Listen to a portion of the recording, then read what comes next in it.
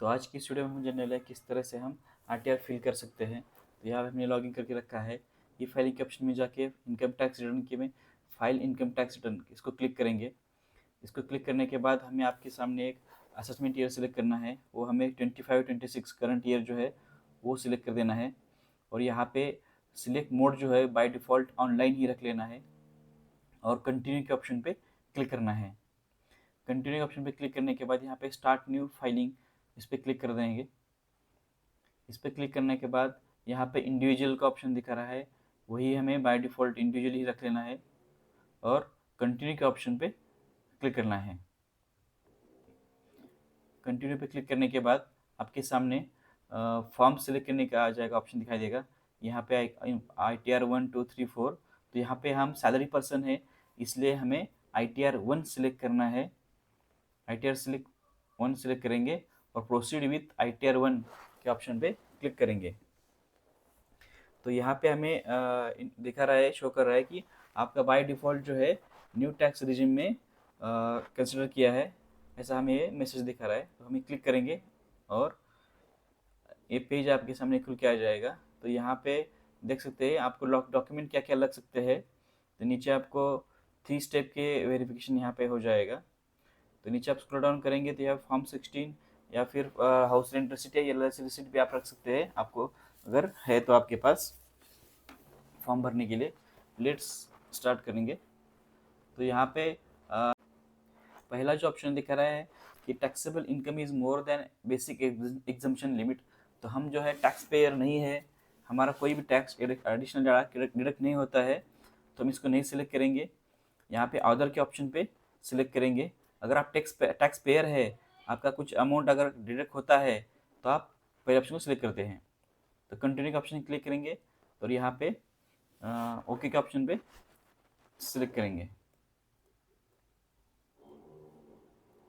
Okay करने के बाद आपको इसके सामने 5 ऑप्शन दिखाई देंगे। यहाँ पे आप देख सकते हैं वन बाय वन हम पूरे ऑप्शन जो है प्रोसेस जो है पूरी कर देना है। तो पहले जो है ऑप्शन वो पर्सनल इन्फॉर्मेशन है, उसके ऊपर क्लिक करेंगे।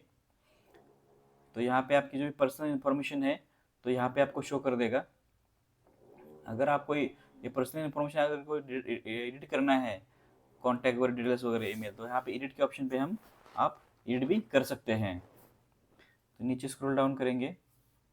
तो नीचे स्क्रॉल डाउन करने के बाद यहाँ पे नेचर ऑफ एम्प्लॉयमेंट दिखा रहा है, देख सकते हैं आप यहाँ पे। और नेचर ऑफ एम्प्लॉयमेंट जो है हमें बाय डिफ़ॉल्ट अदर ही रखना है। हम कोई भी पेंशनर या फिर स्टेट गवर्नमेंट का कोई हम एम्प्लॉय नहीं है, तो यहाँ पे other he option by default select करना है।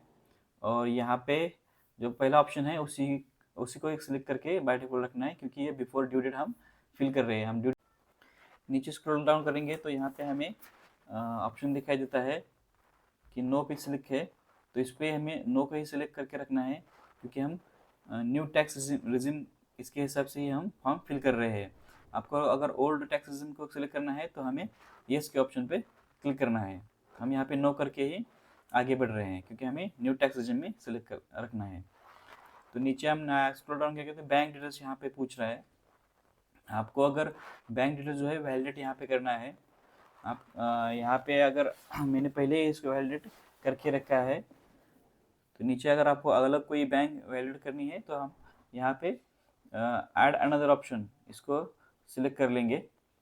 तो ऐड अनदर ऑप्शन को सिलेक्ट करने के बाद यहाँ पे आप जो है अपनी न्यू बैंक डिटेल्स जो है यहाँ पे फिल करके वैलिडेट भी करवा सकते हैं। तो कन्फर्म के बटन पे हम क्लिक कर लेते हैं। कन्फर्म पे क्लिक करने के बाद हमारा जो पहली प्रोसेस जो है देख सकते हैं पर्सनल इन्फॉर्मेशन वो कंप्लीट हो चुकी है, कंफर्म हो चुकी है। दूसरा जो है टोटल ग्रॉस इनकम पे सिलेक्ट करेंगे। तो यहाँ पे आपका जो पूरा डिटेल्स जो है फिल किया हुआ यहाँ पे आपके सामने दिखाई देगा। ये देख सकते हैं आप इनकम फ्रॉम हाउस प्रॉपर्टी, इसको आप भी एडिट कर सकते हैं।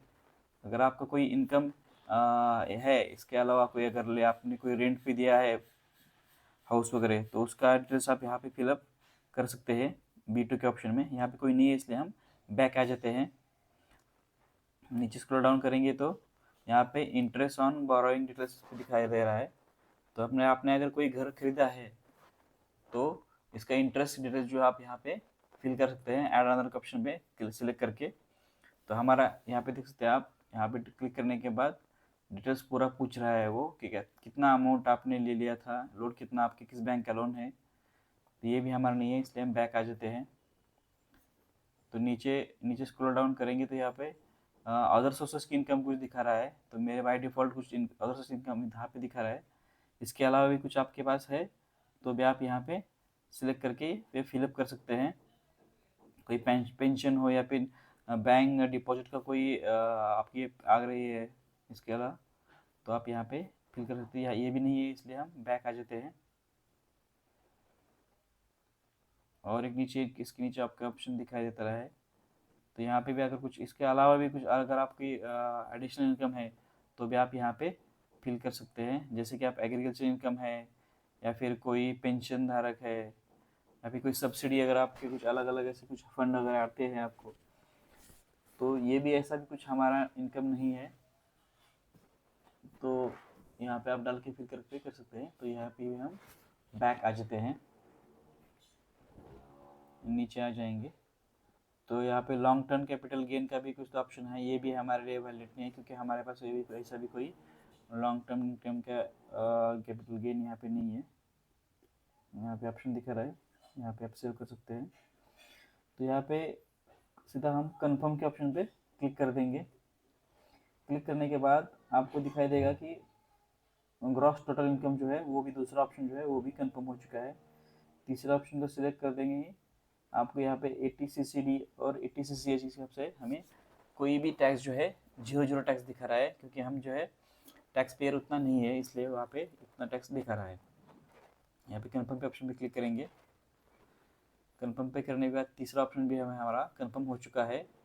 चौथे ऑप्शन में टैक्स पेड के ऑप्शन पे क्लिक करेंगे। यहाँ पे टैक्स पेड ऑप्शन पे क्लिक करने के बाद यहाँ पे नीचे स्क्रॉल डाउन करेंगे और नीचे स्क्रॉल डाउन करके यहाँ पे कुछ भी आपको करना नहीं है। आपको दिखा रहा है कि टोटल टैक्स पेड कितना कर रहे हैं आप। टोटल टैक्स हमारा कुछ भी नहीं है, 0 टैक्स पेड कर रहे हैं हम। यहाँ पे कंफर्म के ऑप्शन पे क्लिक करेंगे। तो यहाँ पे आप देख सकते हैं आपके पहले 4 जो ऑप्शन है वो कंफर्म हो चुके हैं। लास्ट का एक ही ऑप्शन हमारे पास बचा है। ऊपर से देख सकते हैं आप, यहाँ पे 4 ही ऑप्शन हमने कंफर्म किए थे। वेरीफाई योर टैक्स लायबिलिटीज, इसका ऑप्शन को हमें क्लिक करेंगे। उस पर क्लिक करने के बाद यहाँ पे आपका जो समरीज है, समराइज सभी पूरे आपके सामने दिख जाएगी। तो यहाँ पे हमें कंफर्म कर लेना है। यहाँ पे हम कंफर्म कर लेते हैं। कंफर्म करने के बाद ये देख सकते हैं आप, आपके 5 ही ऑप्शन जो है वो 5 ही ऑप्शन आपको कंफर्म हुए दिखाई दे रहे हैं। तो यहाँ पे प्रोसीड टू वेरिफिकेशन, इसके ऑप्शन पर क्लिक करेंगे। तो यहाँ पे आपकी पूरी समरी जो है आपके सामने दिखाई देगी। आपकी जो भी समरी है आपने भरी फिलअप की है उसके हिसाब से आपका पूरा इनकम टैक्स जितना है वो दिखा रहा है। तो यहाँ पे हमारा कोई भी टैक्स यहाँ पे नहीं है। यहाँ पे प्रीव्यू एंड सबमिट के ऑप्शन पे क्लिक करेंगे और यहाँ पे टिक करेंगे और प्लेस, जो भी आपका प्लेस है वो सिलेक्ट कर लेंगे और प्रोसीड टू वैलिडेशन ऑप्शन पे क्लिक कर देते हैं। तो यहाँ पे हमें एक एरर दिखा रहा है, उस एरर को हमें हटाना है।